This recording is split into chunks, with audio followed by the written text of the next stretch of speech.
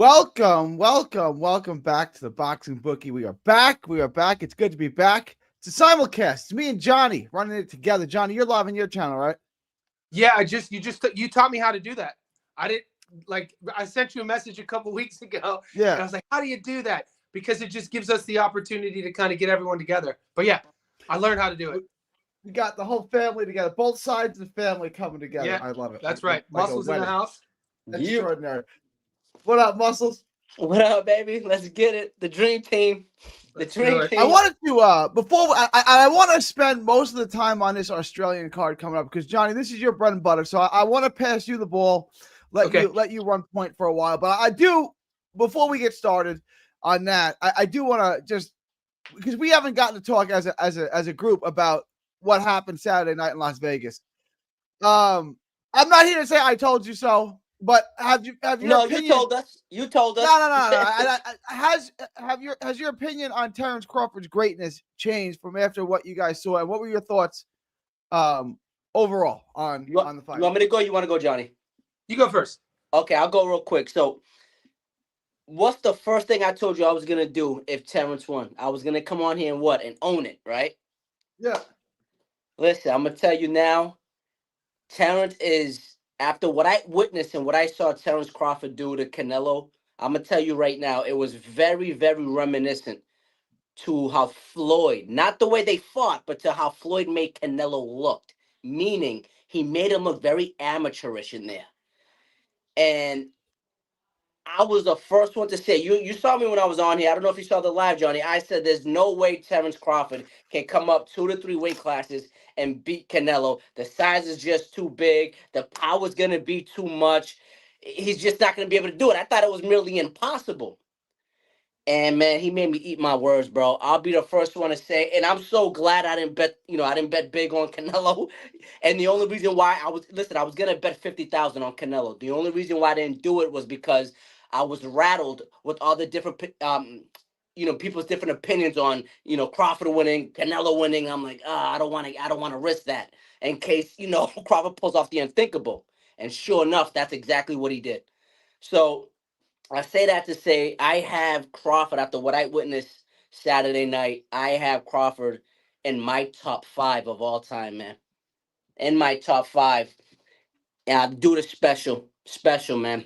And I don't see anybody beating him. I think, me personally, Crawford should go off to the sunset like Usyk. Enjoy the money, enjoy your family, enjoy it with your kids. You got nothing else to prove, brother. You went up 3 weight classes and beat the king of the division in Canelo. Go off, enjoy that money, bro. Well, for me, I've always said I went into the fight. Crawford was always my favorite fighter. I've been Yep. accused. I've been accused ad nauseum on my channel of being a Crawford fanboy.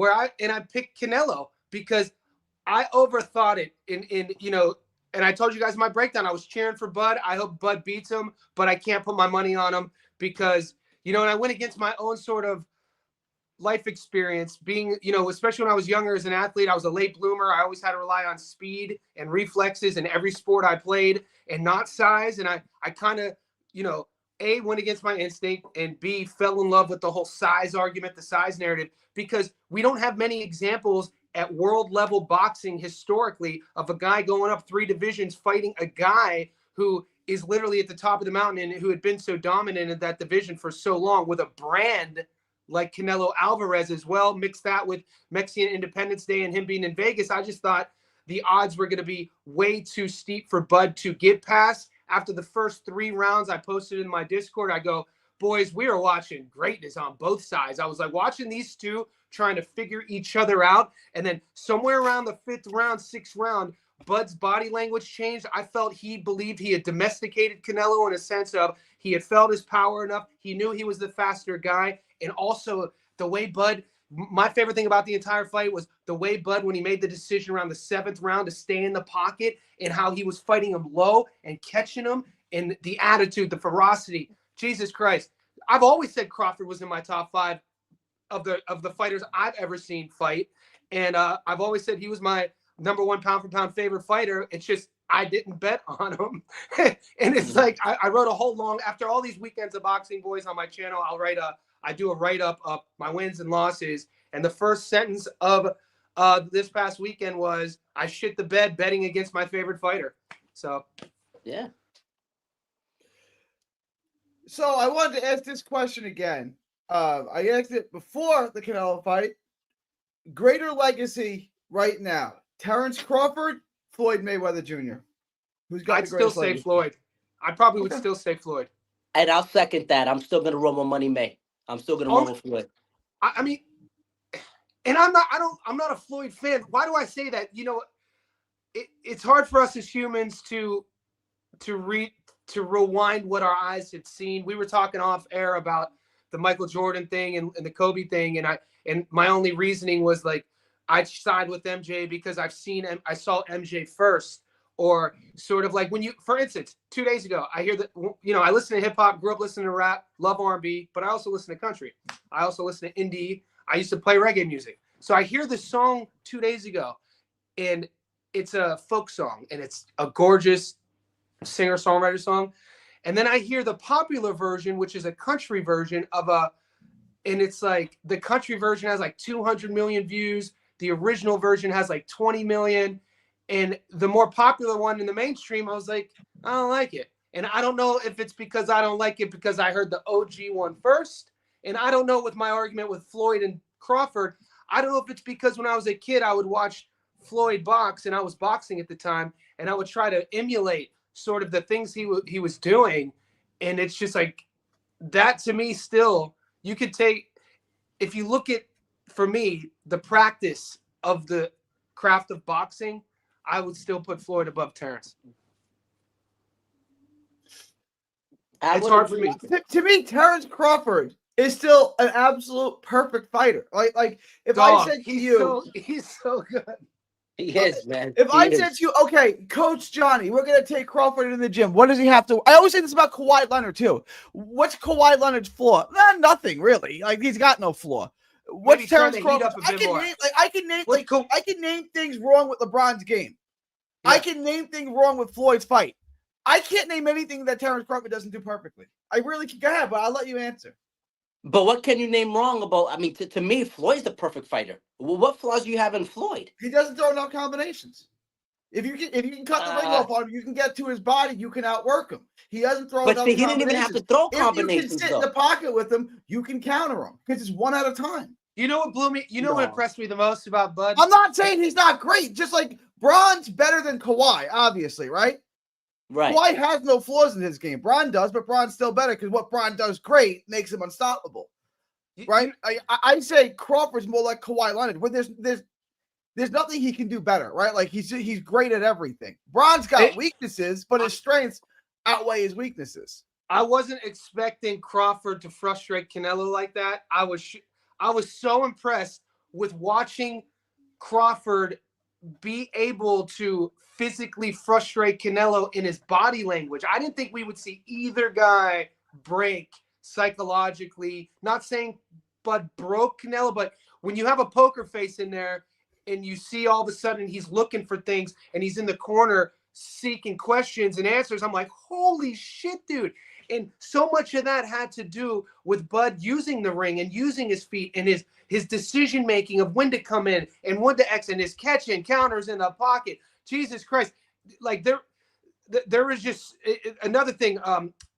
Crawford being able to take Canelo's shots, Canelo not putting his combos together. Also, something I failed to mention that I wish I would have brought up is the fact that we knew Bud was a state high school wrestler. We knew it's been well documented. He likes to clinch. He likes to grapple. And in the second round, I think third round, Canelo tried to big brother him and pick him up a bit, and he kind of did. The ref broke it up. By the fifth round, the same scenario happens, and Bud lifted him up and put him on the ropes. I was like, holy shit, dude. I thought that was a signifying moment psychologically. I think it was the fifth that helped tell the rest of that story. I want to address this real quick. Shout out to 79. Floyd has closer fights than Bud has. I got a rebuttal to that. Go ahead. So shout out. Thank you for the super chat, 79. Go ahead, Muscle. Thank you for super 79. Chat. That's my guy. What's up, 79? So my only thing with that 79, Floyd had closer fights than Crawford has. That's because Floyd has fought better opposition than Crawford has. Hence the reason why the fights were closer. What do you guys think? See, when I say who's better, I don't really care. Like, you have to consider resume, and you have to consider obviously the outcome of the fight. But I for some reason I'm looking at it like more mathematically on the physics of the fighter, of what the fighter looks like, how the fighter operates. What did Floyd have to do to be successful? What does Bud have to do to be successful? And how they use the boxing skills to get to that success. Neither guy had been beaten. Look at Bud's last 20 fights. I think his last 20 fights might be world title fights, and I think 15 of those come by stoppage. He's just a different fighter than Floyd. But something about Floyd, the way he would operate for me, his craftiness, his slickness, he just seemed like he was just, I think he's more polished in how he moves in there. It's hard to explain. And he was untouchable, man. Yeah, but I know what you're saying, though, Johnny. Yeah, Bud is a guy, though, dude. If you're in I would call Bud before Floyd if I needed help in a street fight, 100%. Yo, real talk. Wow. Yo, that's perfectly said right there, because I would do the same thing. That's a fact. So it's hard to say who's the best. And maybe we're overlooking Sugar Ray Robinson. Maybe we need to relook at. I'm just saying the best that I've seen. I'll give you my top 5, right? I would say, and I'm still gonna put Floyd over Crawford. I think. Are we going overall? Are you gonna do the in order your top 5?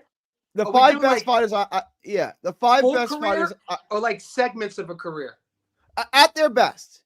Okay. Who's the best? Number 1, Roy Jones Jr. Number 2, Floyd Mayweather.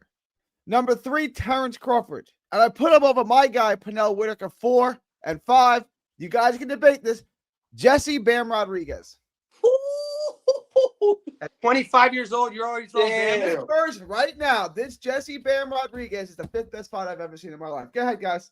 Wow. So I can't, give or take the order. I don't talk about him enough on the channel, Norfolk, Virginia stand up, but man, Sweet Pea was one of my favorite fighters too, especially how he would operate. That style, dude, he would defend punches 4 inches from the ground. How he was able to slide in and out, been robbed a couple different times. It's a shame we lost him way too soon. So Pernell's in my top 5, Floyd's in my top 5, Bud Crawford's in my top 5. The 10 years Roy had, I think I just went back, I think 95 to 2005 or 96 to 2006. Roy's run was probably the greatest run, one of the greatest runs in boxing history. I remember watching Roy. People sleep on his rap career. Y'all must have forgot. That track actually bangs.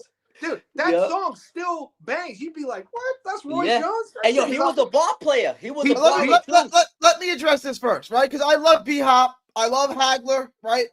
Duran, I'm going to say that I'm old. And I would put my fifth is Ray Leonard. I was a big Sugar Ray Leonard fan. That's a little before Hagler, Duran, Leonard. Those guys are a little bit before my time. So I'm not counting those guys. So post 88. Okay. Yeah. Then I need my fifth then would be I gotta go. I'm not gonna. Pacquiao was the one I left off. I left off. In my own top 5, all things considered, at 100, if he would have just stayed at 160 pounds his entire career and not taken the 2 fights at 68, I'm putting Kelly Pavlik in my top 5. Yeah, I had to put the Texan on. He had to put the Ohioan on. Yeah, I don't make any list without putting a Texan on it. So that's I grew up with Kelly's my childhood friend though. I grew up with him, so I had to put him in. That's him right there in the background. So Pavlik was 42, 34 knockouts. Let's go. But here's my point. I want to Bam is very good, but you got to give more time. Hopkins is one of my all-time favorite fighters. I love B-Hop. I know him personally. If the question is who's the most famous person's phone number you have, the answer to mine is Bernard Hopkins. I love Bernard Hopkins. Nice. So it's no shade at Bernard Hopkins.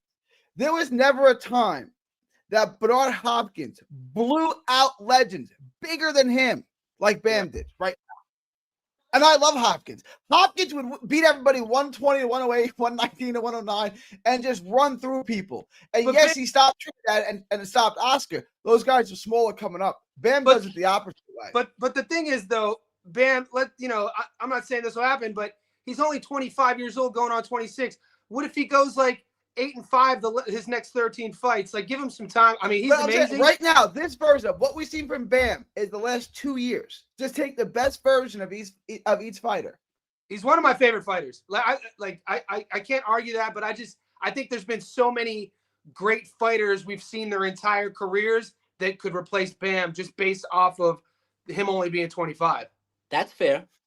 Do we say Salvador Sanchez, or do we say that Salvador Sanchez maybe not the greatest Mexican fighter of all time, but he's the best? He's so young. 24. Did you? I mean, it was the fight.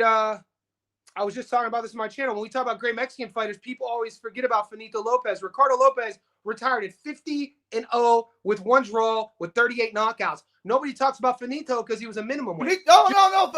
Finito, like when I'm making a list of honorable mentions, Finito's definitely on that list, but he didn't go up in weights like Bam did. Yeah, well, Finito was great, but he didn't go up in weights like Bam did. Yeah, you brought up. That's true though. You got a good point there. That is true. Bam went up in weight. Yeah, I gotta give you that one. Did you watch the Salvador Sanchez Wilfredo Lopez fight? Yeah. One of my all-time favorite fights. I think it went down to like 1980, 1981. Obviously, you and I weren't born yet. But yeah, I've seen the fights. Yeah. When people want to know about what type of fighter Sanchez was, didn't Sanchez come up a weight class to fight Wilfredo Gomez in that fight? Or was it the other way around? And I think Sanchez might have been the underdog going into that fight, and he dog walked him. Yeah. Yeah. But he's not the great because look, he died at 24, so you can't put him as the greatest, right? No. Right. He's the best though. Like the best version of 24-year-old Salvador Sanchez is the best Mexican fighter of all time.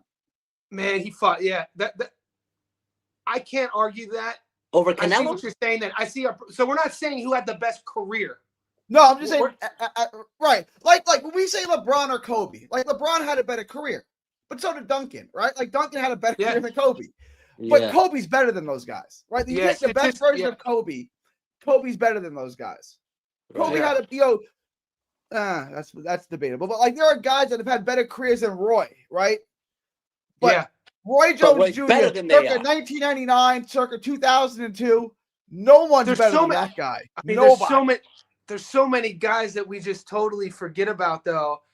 Vernon Forrest. I'm not saying like guys who had like these moments in their careers that were just like for a flash in the pan. If we would have had a time machine and we go back to like a certain era, the same way you're talking about Bam, people would have said the same thing about guys like Vernon and when he was fighting. You know what I'm saying? Like, so it's tough. But like, look, and while or even Cotto, or even like when before Miguel Cotto got beat against punk ass the Tijuana Tornado for plastering his fist, people at one time thought he Margarito. Margarito. While we do this, we can watch highlights of Kobe schooling LeBron. Will this not be background music? Ready? You had it ready. This is background music. We can watch Kobe tooling on because Kobe's greater than Bron. You're not going to get copywritten here? I'm going to take it down now because I got copyrighted the other day. I told you I was going to get copyrighted when I put up the video of Crawford fighting up the back foot. I did. Yeah. I got copyrighted. Yeah, dude, the boxing, like Top Rank's a motherfucker. Top Rank really is. Golden Boy's terrible. Matchroom's terrible. I've never had a problem with Matchroom. Yeah, I don't use always Top Rank. I never told you guys this, but I learned the hard way. My account got suspended for almost a year, 2 years ago. Because I was doing 3 years ago, I was doing all documentaries off of old archive footage, and the copyright laws were different 3 years ago. Something happened. They didn't tell us as creators. And then I woke up one day like all these copyright strikes because of like old footage I had used, and it was all Top Rank from the 80s. And it was anybody else probably would have stopped. I don't understand what's allowed and what's not, right? Because like you see it all, you could review a whole fight and show up all, and that's fine. But if I put 30 seconds of a fight up or a minute and a half of a fight up, like I did in the Crawford fight, that's I don't understand. Like because there's a difference with commentary. So like the political commentary, if we were talking about doing our takes on some sort of segment on MSNBC or Fox News, BBC, Al Jazeera, whatever, we would be allowed to play the entire interview of what we're commentating about because it would be under the guise of live political commentary. But with sport, so anything that there's competition that ends in a result, the commentary then is restricted to a segment of volume, a segment of fluidity action. So you can't just play a whole round, and you can't just have them talk over it. So you have to then minimize the script. There's all these things, mate, and I learned from my mistakes, mate. I learned the hard way. Yeah, I know the rules now. Dude, like 3 years ago, you're a kid, you get arrested for some BS. Oh, I know the law now. Trust me, I know the law now. Yeah, it was insane. That's why I stopped doing shorts too, because I grew my channel a lot by doing. You were the king of shorts, bro. Your shorts by were doing crazy. Short commentary, and then all of a sudden, I got 2 copyright strikes, and they say off of shorts I did 2 years ago, off of a weigh-in footage, and if you get one more, you'll lose your channel. I'm like, what the? This was like a year ago, so I just stopped doing all that. Yeah, no wonder. I'm like, damn, Jonny don't do shorts anymore. I'm like, I haven't seen. That's him. why. We're doing the live streams though, and fucking what we're doing now, man. It's my favorite. Yeah, they're way more live than the shorts, bro, for sure. Yeah. You want to? We've been on 20 minutes already. You guys want to get into? All right. I want to pass you the rock, Jonny. I'll shoot him at you. I know the Brock fight is off. Yeah. Okay. Yep. So he's fighting a new guy. I just did the tape on both guys, and then I went to look at the odds, and the fight's off. So now I got to do this tape on some other guy I've never even heard of. But let me pass you the rock. Let's start with the big fight, the Liam Paro fight, Jonny. Okay, so Liam Paro fighting David Pepot, Frenchman. So this will be Liam Paro's first fight at 147. We saw him against John Navarro in his last fight. Navarro was a RGBA guy. He had been out for 7 years. At one time, he was a hot prospect. Paro looked great, got him out of there, did what he was supposed to do. Now, the rumor was he was supposed to fight in a title eliminator at 140 against Lindolfo Delgado, which would have been a hell of a fight. And then the winner of that was supposed to fight Hitchens. And you would have thought that, and the media down here barely speaks about it, and Paro's detractors would say, damn, why wouldn't he want to get his get back? The fight wasn't that distant. One of the judges had Paro 117, 111 against Hitchens. But what ended up 117, 111 for Paro, which is insane. But what came out was the last 3 weight cuts for Liam, he was like hallucinating. He was talking about on the verge of being hospitalized. He had been at 140 his entire career. He said at 29, it was his time to move up. In comes 34-year-old undefeated French guy. This is an IBF eliminator. So if we don't see the trilogy between Donovan and Crockett just beat Donovan Lewis. He's the champion IBF at 47. This winner is supposed to fight Lewis Crockett, who's 22-0, and make what you will of that. But where I'm hesitant now, I'm taking Paro. I like Paro on points actually. David Pepot fought at 160 before. He's fought at 155 a lot. He's going to be the bigger guy coming down to 147. He only has a couple knockouts, typical white Frenchman style, not African French, not Christian Mabili. Think Bruno Sarace record sort of thing. They point you from the outside. They're not sitting on anything. They're not really even trying to knock you out. They're just trying to win points. He is a mover. He uses the entire ring. I think it's going to take Liam a couple rounds, maybe even 3 or 4 rounds to even, get close to him. And that's why I don't see Liam stopping him though. I see Liam winning a decision, and the odds are way better there. I got it at 195 than Liam on the money line at $1.08. To me, Liam Paro is a world-class fighter. He's a really good fighter. He's got a really good resume. Like, you look at his resume, it's good. It's really timing. Good. Yeah, his timing. It's not a domestic resume. It's not a European style it's a world-class resume. He's a top 10. Yeah. He was supposed to beat Eddie and Matchroom wanted Brock. They thought Brock was the guy, by the way. Which is wild. Yeah. Because of Jeff. Do you know Jeff Fennick? Yeah. Because Fennick brought him up. It was like Fennick's golden boy. And so Paro wasn't supposed to be the guy until people found out Paro's the guy. So you're right. Did you tape Pepot? I did. Yeah, I did a breakdown on it. I watched, but he's not bad. He's not a bad fighter. He's craftier than people think. He's got skills on the inside. He likes to be on the outside, right? But to me, he's not a world-class fighter. So, it might be competitive to a point, but I think Paro is going to win clearly. He probably gets a stoppage late, too. You think he's going to stop him? Interesting. My debate on the stoppage comes down to the simple fact of Pepot's 34. He knows he's fought his entire career to get to this fight. It's only his second fight out of France. The only other fight he actually fought to a draw with Buddy McGirt's son. And he's that undefeated O, I think, is going to make him tough to get out of there. So that's why, but the odds are, if you take the stoppage, if you take the decision, I think they're pretty similar. Buddy McGirt's son, I fought him twice in the amateurs. I was 1-1 with him. Did you? Yeah. So McGirt's he wasn't son, good. He wasn't. I mean, he wasn't.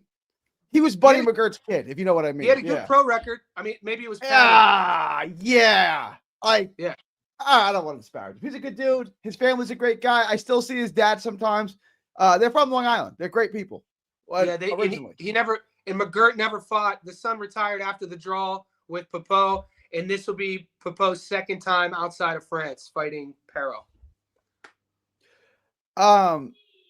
Muscles, you want to weigh in? You got any thoughts on this? Have you watched any tape on Popo? He's not really a household name, but he's got an impressive record. He's not a bad fighter. Any thoughts on this fight, Muscles? Yeah, I didn't really get into him too much. Obviously, we know about Paro.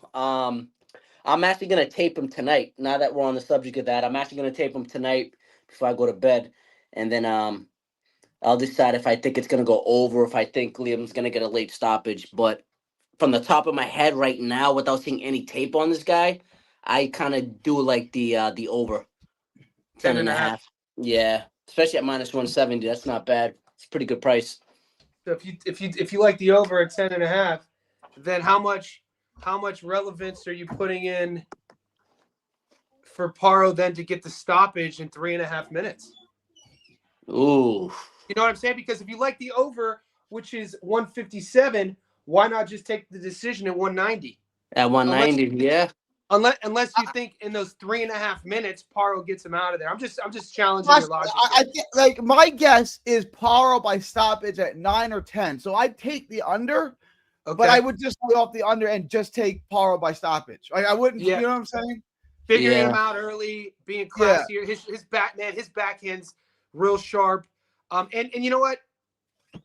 The thing is, here's also my hesitation though on taking the stoppage is that when you watch the Hitchens fight, Hitchens isn't going to be moving as much as Popo. Subaru Matias by no means fights like Popo at all. And I'm actually kind of in Montana Love doesn't fight. I'm actually interested to see, and Jonathan Navarro, flat-footed, just there to get hit. So I'm interested to see how Pero deals with the movement and see if he gets frustrated. And I think that's going to be something to watch is how does Liam cut the ring off? How does he deal with David Popo's style? And how's he going to score his points? But I like him by wide decision. So he's a mover, huh, Johnny? Yeah, I'm going to pull up more tape. I can show you entire fights where he's fighting on the inside. Right? Did you watch his last two? Not the knockout. Not the knockout. Because he got kind of a sneaky knockout recently. Yeah. Hang on. Well, let me. I can tell you which fights I watched. Hang on, real quick. Yeah, I watched the Wagner fight. Then I watched the fight where he fought a guy named Belil Jakuto and Ahmad. A really long name. I can't say. It's an Arab name. Masue. Yeah. So those are the three fights I taped. Wagner, Bilal Katau, and the Ahmad that guy with the Arab name. Yeah. I don't know that he won that fight. That was a very close fight. That could have won either way. Yeah, that's what they had it for too. Yeah, this guy he has a lot of rounds. I actually just watched the Schallenberger and the John Miguez fight. So the funny thing is the Schallenberger fight was only a 6-rounder, and then Miguez was a 12-rounder. And I'm just assuming that, look, if you watch any fighter, you could watch Shakur Stevenson versus Josh Padley and think that Shakur's a front foot guy, pressure forward. And then you could watch Shakur versus De Los Santos, and you would think that he was going to be a guy to use the whole ring. So I think that by nature, regarding his style, he's not going to stand with Liam Paro. I think that he's gonna want to fight him from the outside, in which I've seen him be successful before. I mean, he fronts on. So you're saying you expect him to fight on the front foot to fight? I don't know what I expect. I don't think he's gonna have. I think Liam Paro is really good. Like I think Liam Paro is very good. Yeah. If I said to you Tiger Johnson versus Liam Paro, who would you pick? Oh, that's a good one, G. I would probably. Okay, so that's right that's the level damn. that I think Liam Paro's at. Like he's a top 10 guy in the weight class. I'm an Ohio guy. I'm a big fan of Tiger, but right now I am too. But that's why I would take Paro. Paro's really good. I would take Paro because of his power. I want to see what he looks like at 47. I know he was killing himself at 40. I expect him to look good at 47, and I like Power. Man, Power's precision, his accuracy. Look at his punch stats, his punch placement. And he didn't get whitewashed against Hitchens. It wasn't a whitewash. He fought him very competitively. No, he won rounds in that fight. I mean, he lost. I thought Hitchens is one of my favorite guys. You know, I've been high on him before he stopped George, just based off of that jab and you know how he's very technical. So would you have Hitchens over a Tiger? Different division. Yeah. You would? Okay. Yeah. We'll probably see Hitchens at 47 soon, don't you think? I think so. I want to get into two things real quick. Boxing 79's got two questions I want Johnny to kind of run with. Yep. The Jarvis fight is off 79. I don't know if you knew that. The Brock Jarvis is not fighting. The guy he's fighting, Ken Iakin, he's still fighting someone I've never heard of. Yeah, but what happened with Brock Jarvis? What are your thoughts on Brock Jarvis? And then what happened to the fight and what happened? And, all right, and so this is just a testament of how the sad space of Australian promotional companies are. No Limit Boxing, I'm critical. If you can't be critical of a company, then you're a fanboy, right? But I'm supportive of No Limit. But George Rose, the Rose Boys, these are rugby guys. They got into boxing. They saw a gap in the market. They've, it's no secret they've, done their best to just focus on Timmy Zoo and not even talk about the other guys over the last 5 years, believe it or not. And so Timmy obviously hasn't gone the way they thought it would be. And look who they signed. They signed Liam Paro, right? And people were kind of shocked that he didn't sign with Matchroom. I don't know the details on that. But Brock Jarvis is a guy that they said last night at the presser, emergency shoulder surgery. It's like, get the fuck out of here, dude. There's no such thing as emergency shoulder surgery. They use the brand. They use the name. They use the brand to get to the point. They still have him on the marquee because Brock is marketable, but they knew he was injured. So he's fighting Sonny Knight. Sonny Knight's a guy who I saw a couple of the fighters I watched from Newcastle. That's how I found out Sonny was fighting 2-day notice, but he was training. Just based on not having a camp, Aiken will win that fight. Brock has had an injury, and the media, the reason why they were emergency shoulder surgery, because they were still trying to sell the dream that Brock was going to fight Nikita Zoo. And so they're trying to build that fight up as a domestic dust-up pay-per-view.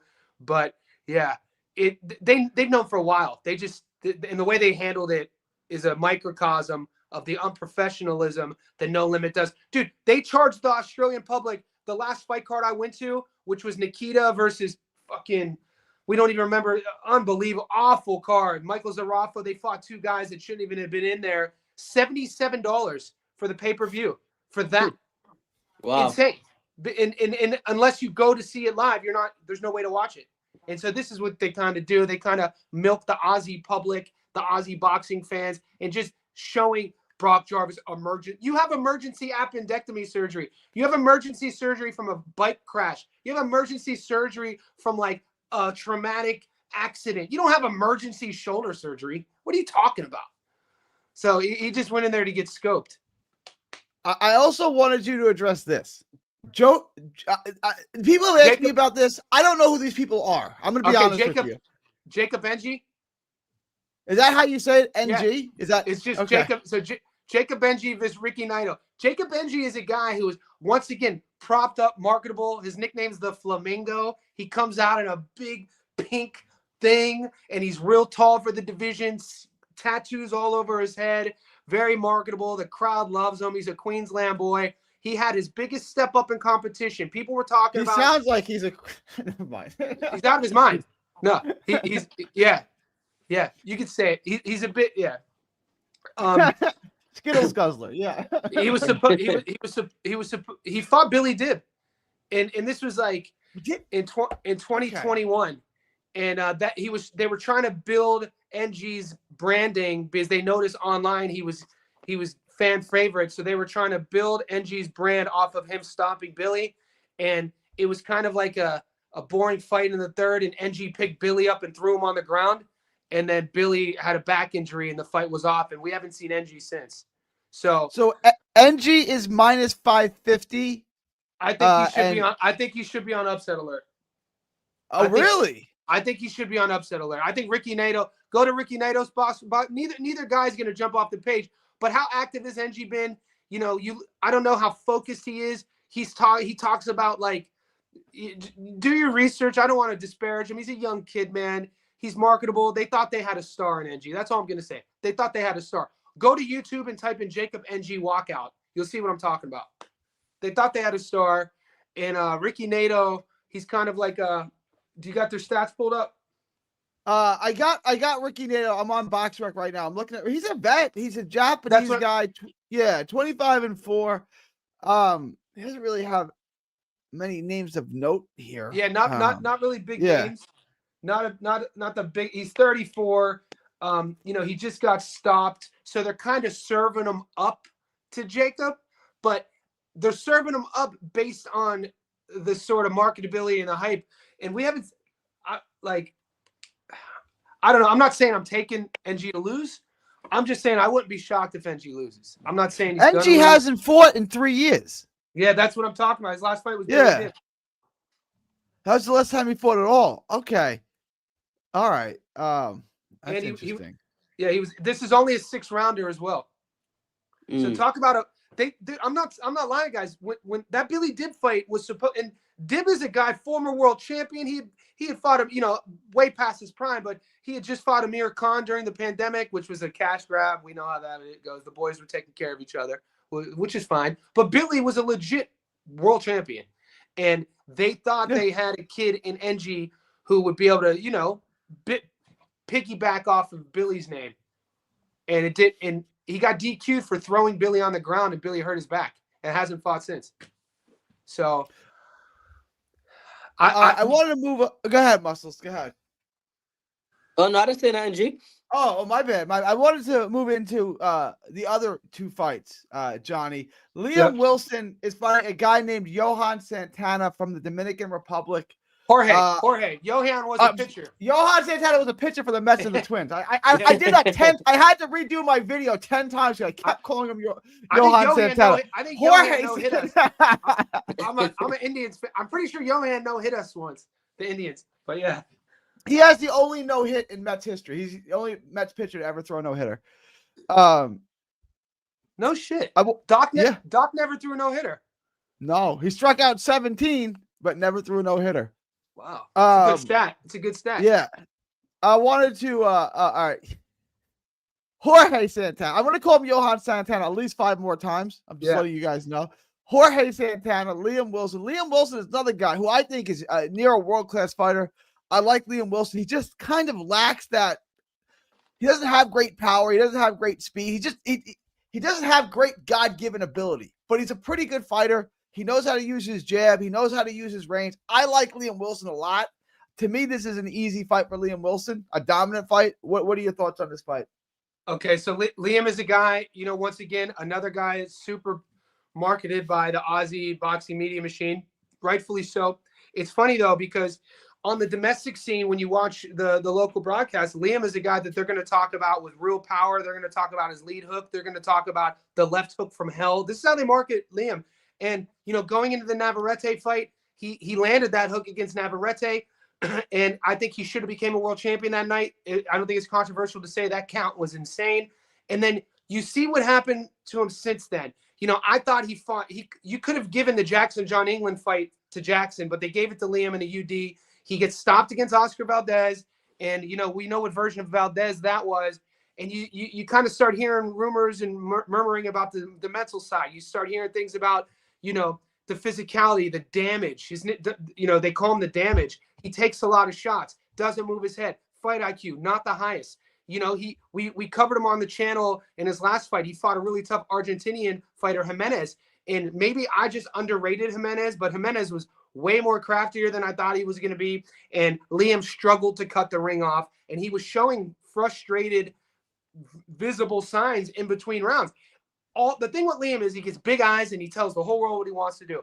He doesn't set the hook up with the jab. I want him to jab more. I want him to use his footwork, use better feints. So I don't trust him, man. Jorge Santana is only 23, 24 years old. He's a big underdog in this fight. I mean, I don't know, man. I would say that really Liam should win this fight. Liam should win this fight. But last time I bet on Liam, did you watch the Jimenez fight? He didn't look that good. He didn't look that great. But Jimenez, I just look at Jorge. I'm going to get it right. Jorge Santana.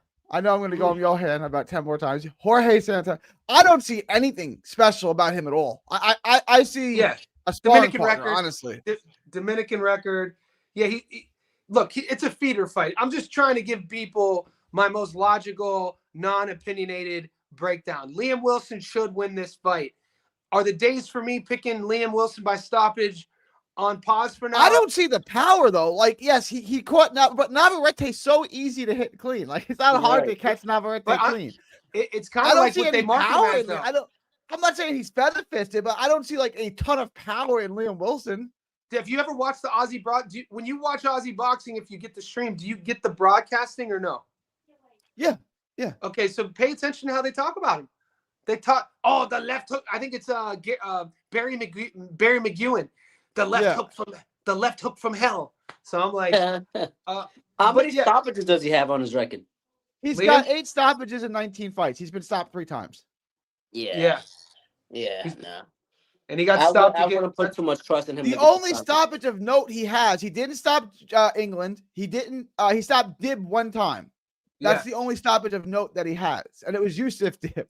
I mean, Yui.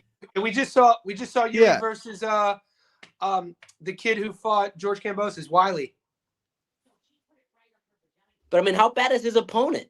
If we don't think I don't think he's very good at all. I think his opponent is a 1-loss domestic Dominican with a padded record. I watched the tape on him. Liam can get him out of there? Liam should stop him. Good about him. Liam should stop him then, right? Yeah. He should stop him.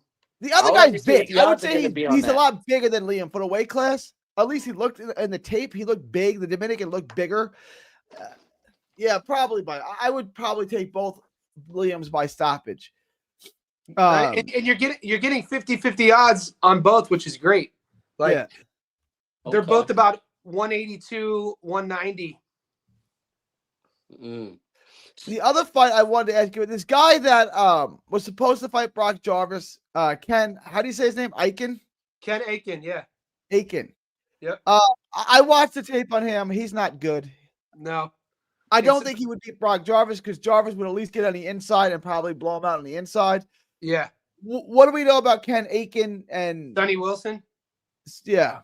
Anything, dude, guys, the only thing I'm going to say is on the domestic Aussie scene, anything can happen. I think the fight should end in stop. I think, what is it? Is it a 6-rounder? How many rounds is it? 6, I think. It's a 6-rounder. See, Brock still fighting 6-rounders is wild to me. Yeah, that's wild, bro. Here's the problem with Brock, and I'll let you guys. I'll pass you the Rock back.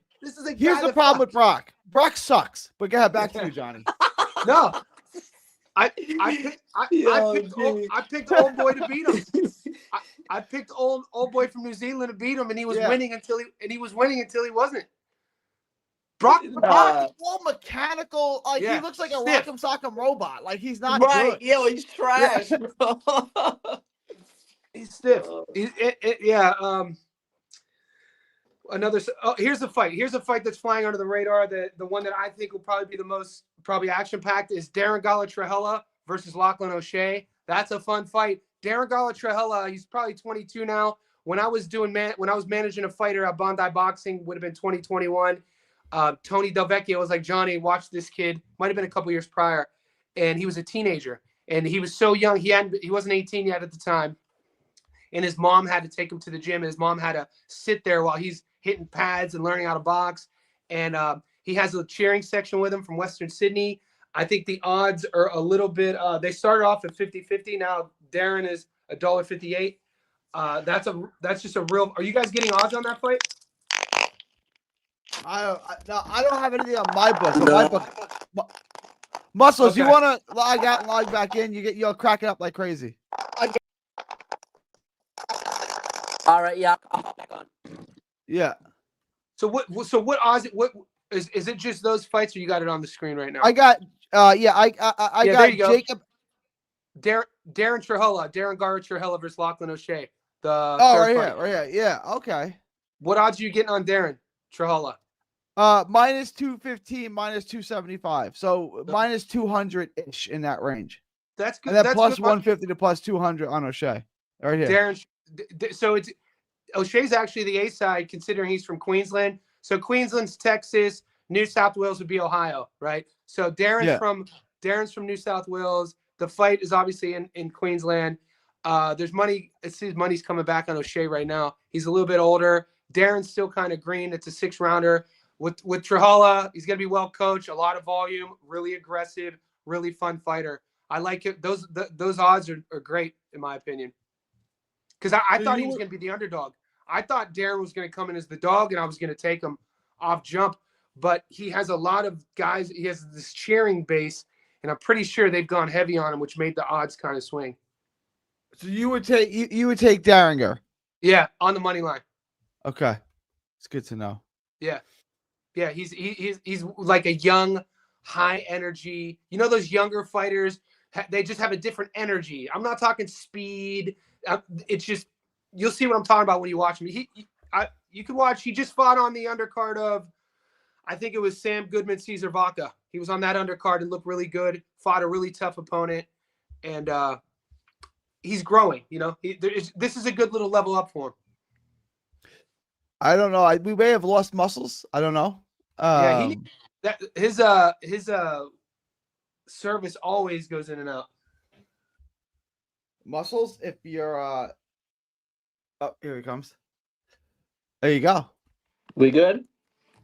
We can hear you. There you go. You're good. You're good. You're good. Okay, better. Yeah, we're about to wrap don't anyway. Go too heavy on these fights. I'd probably feel more comfortable taking Paro and Wilson, and then Darren Gala. Wilson, Para, and Darren Gala. Guys, so there's a little 3-leg parlay for you. Make you some money. Yeah. I'll calculate it out for you guys now. It's a quiet weekend, though. Quiet weekend. Yeah. We got Gabby's fighting, though. And there's an OTX card that I'm not getting any odds for. We definitely taking Gabby by stoppage. That's right. That's not even a question. Wait, what am I doing here? I'm clicking all the wrong names. Paro, Wilson, Darren Gala, Trujillo. Hang on. What the hell is wrong with this thing? What's it doing? Betting. I don't even know that site. Oh, pro boxing odds? I'm clicking on the wrong name. That's why. There you go. Minus 151. This is not bad. Paro, Wilson, and Darringer. Minus 151, a 3-leg parlay. You feel confident with that, Johnny? Yeah, that I have action on that. That's okay. One of my that's a 3-legger I have action. And then just for the YouTube boys, the non-Discordians, they always ask for a long parlay. So if there is, if there would have been an upset, like I said, I would have probably played. I'm not entertaining. No, me either, Jab. Yeah. I'm not entertaining. Jab, watch my breakdown. I did it's on the channel, Stats Done Live video. If there was going to be an upset I was going to entertain, it was going to be Floyd Masson's fighting. He's a #1 ranked Bridger weight. I just saw him fight on the undercard of Paul Gallen. He's the Bridger weight. That's for a Bridger weight world title, I'm pretty sure. Those odds are probably shit. Yeah, I know. Probably like minus 3,000 or something crazy.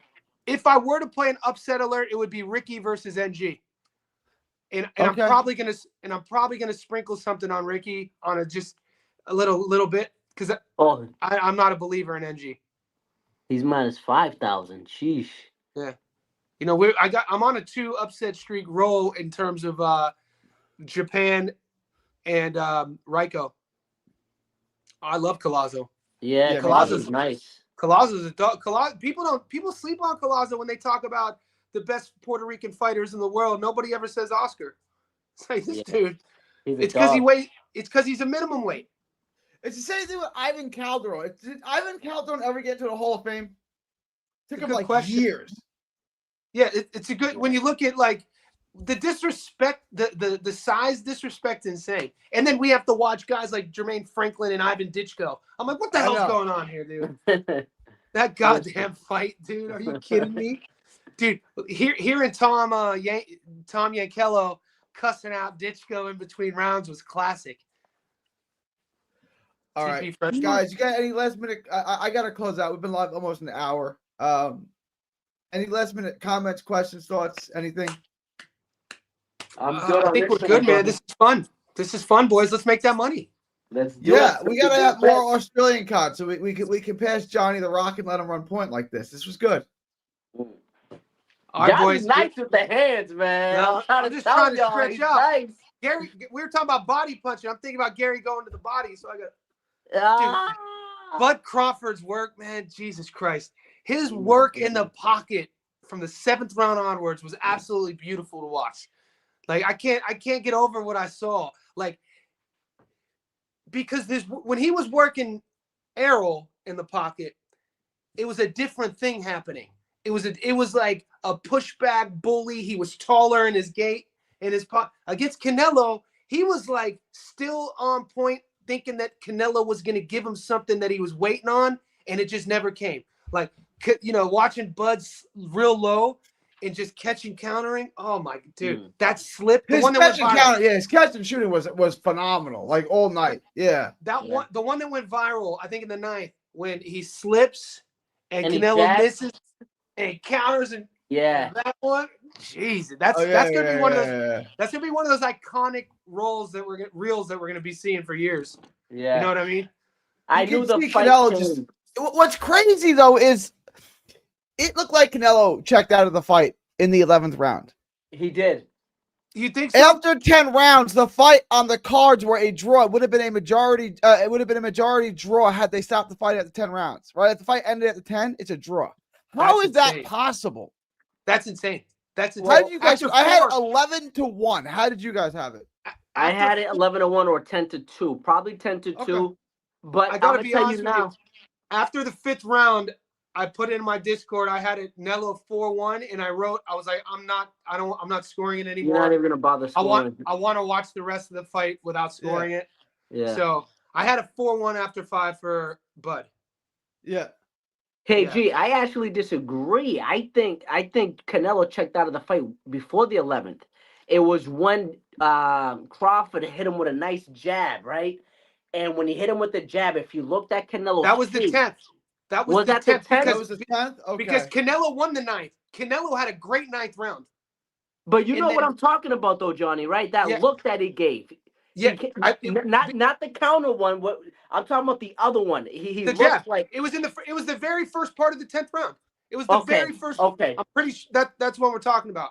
Yeah, I've never seen that look in his face before like that, man. I was like, damn, bro. That's when you knew he was outclassed, bro. This isn't supposed to sound controversial, but I was never a Canelo fan, and I said this after, and I said it today on my live stream. I actually, after the fight, became a bigger Canelo fan because I didn't know I thought Canelo showed grittiness. I was like, I didn't know Canelo had that much dog in him, but I didn't, you know, Bud I love the word domesticated. You know who I learned that from was Tommy Ranone. He always says domesticated. He got domesticated in the 6th round, that sort of thing. Yeah. It's shout out to Tommy. Canelo, though, giving him credit, he just didn't have enough skills. What we watched was a guy who was just better than the other guy. Yeah. Bud was just better than him.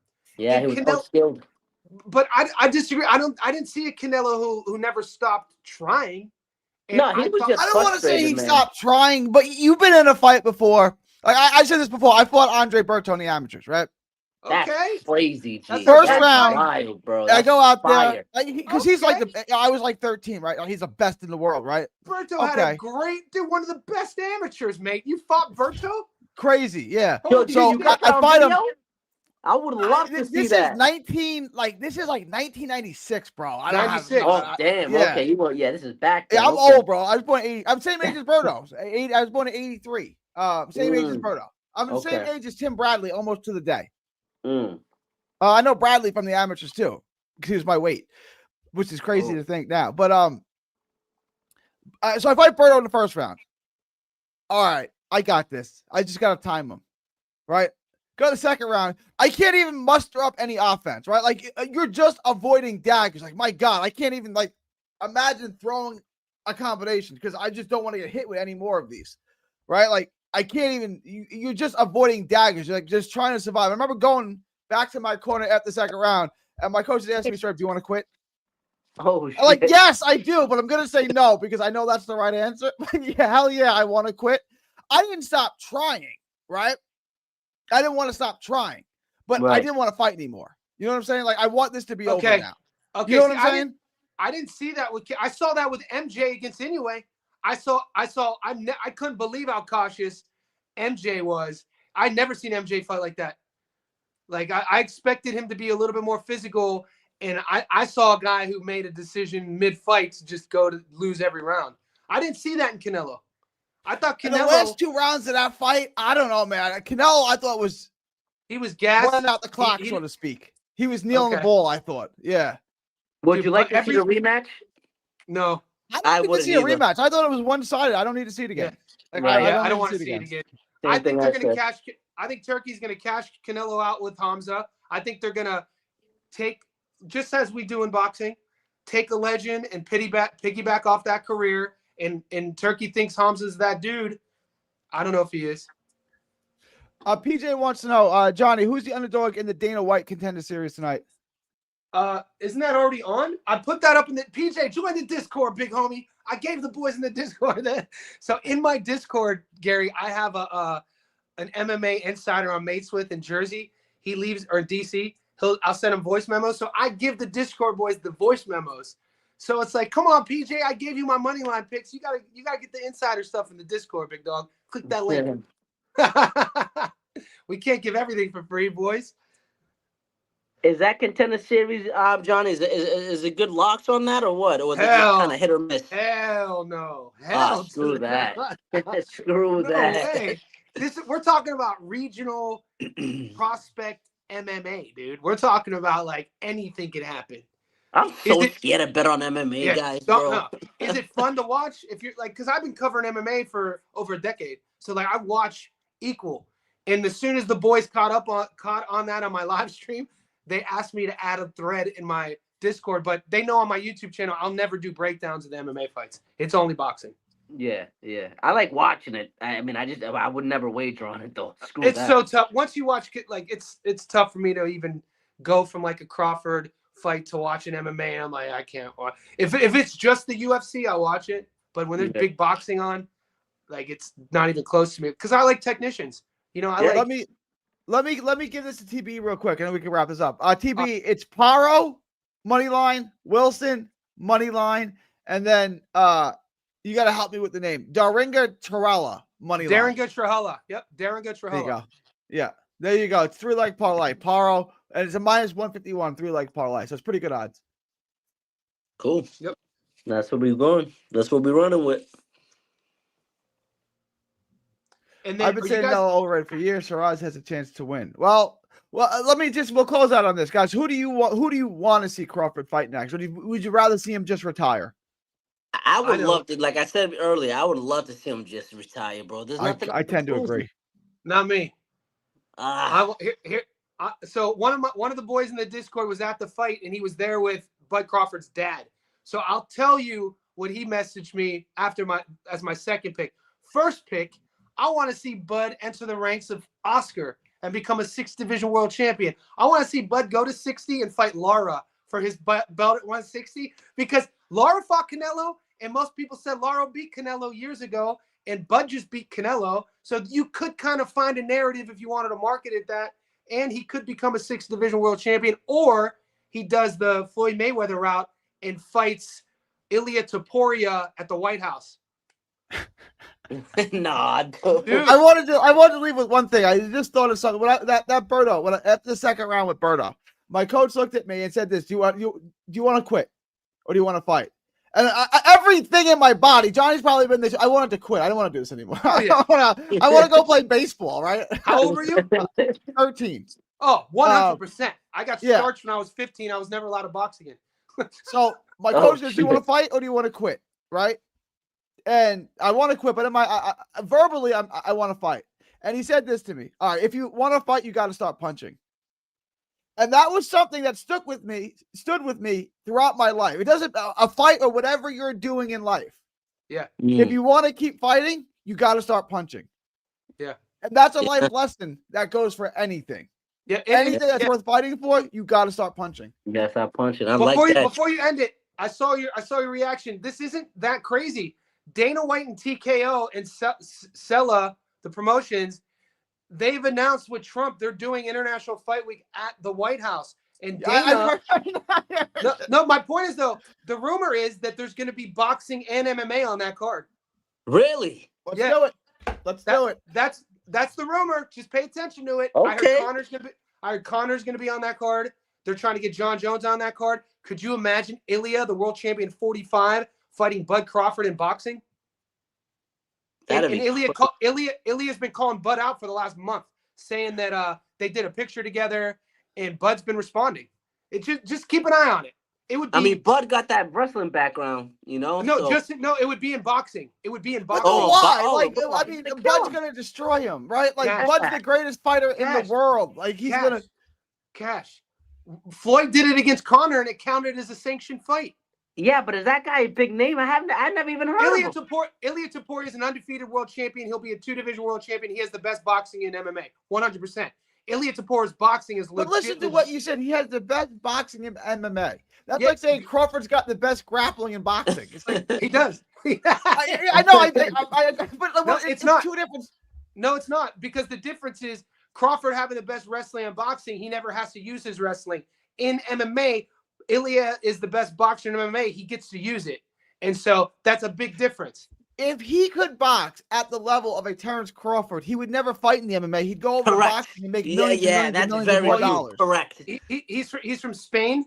He has a whole country of Spaniards. He's the guy who dethroned Max Holloway. He's the guy who beat Alex Volkanovski. This guy has just been knocking, and he's not beating him. He's knocking him out in the pocket, catch and countering with boxing. And dude, just check him out. It might be something. I'm going to check him out, but his reign is going to run out soon, because once someone gets him to the floor, to the mat, it's a wrap. No, but I always say, Johnny's a boxer. He can probably relate to this. You have friends who are grapplers and guys who are different martial arts. They want to fight you. And they're like, well, I'll just take you to the ground. You're not taking me to the ground. Like, I'm not going to just stand in front of you and let you take me to the ground. You're going to try to rush me, and I'm going to hit you so many times that even if I don't just stop you, you're just going to want to stop fighting. You're not just going to take me to the ground like this is WWE. You're going to rush me, and I'm going to light you up. Like, it's not going to work that way. That's the biggest misconception, and I talk about it. And I don't say this to throw shade, but as a kid, when I say probably from like 9 years old to about 24, I probably had been, no bullshit, probably like 50 street fights out of bars and shit. This was just the culture I grew up in. How many times I've been to the ground? Zero. Never been to the ground. Never been to the ground in a street fight. And what people don't understand, jiu-jitsu, everything starts, jiu-jitsu, the practice of, starts on your feet. All the submissions, unless they're doing like judo submissions, judo throws to the ground, flying arm bars, flying triangles. But you got to get me down, bitch. And I promise you, in a street fight, you're not gonna. You're gonna rush me. I'm gonna hit you 5 times in the face, and that's the end of the fight. Unless you're a kicker. And if you're the size of muscles, I'm not gonna sit back and hang out. I'm gonna hit you 5 times and then run off. Yeah. Right. I'm not gonna do that. All my success my entire life has come with my jab. So that's the only punch I'd ever throw in a street fight too. I was only allowed to throw a jab. Throw the jab, hit him with one right hand, and if he's got you by 100 pounds, run. If he's the size of muscles, run. He who fights and run away, live to fight another day. Yeah, 100%. Mike drop. And I ain't chasing you, but I'm slow as shit right now. So, but I was like offensive lineman. And when I was in high school, offensive lineman, 6'4", 300 pounds. They wanted to fight me. I'm like, I'm not going to sit here and fight a guy who's 180. I was 120 pounds when I graduated out of high school, maybe 125. You're 300 pounds offensive tackle. That's playing Division I football next year. I'm not going to sit here and fight you. I'm going to hit you. I'm going to slow you down so you're no longer a threat, and then I'm going to run. And then I'm out. I'm gone. The best advice. It's the best advice. Yeah. You ain't catching me either. I'm 125 pounds. You're 300 pounds. You ain't catching me. I promise you ain't catching me. Ugly. You ain't suffocating me on the damn floor. Shit. Oh, fellas. All right. You guys good? Yeah, we're good, man. We're this good, is brother. fun. Muscles, be good, fun. man. Gary, be good, all right? You too. Right, Much guys. love, my brothers. We'll talk From soon, Texas to the world, thank y'all, and God bless. Don't miss a tweet, post, story, or video. 3D Boxing is on Twitter, Instagram, and Facebook. Hit the subscribe button now to stay inside the ring.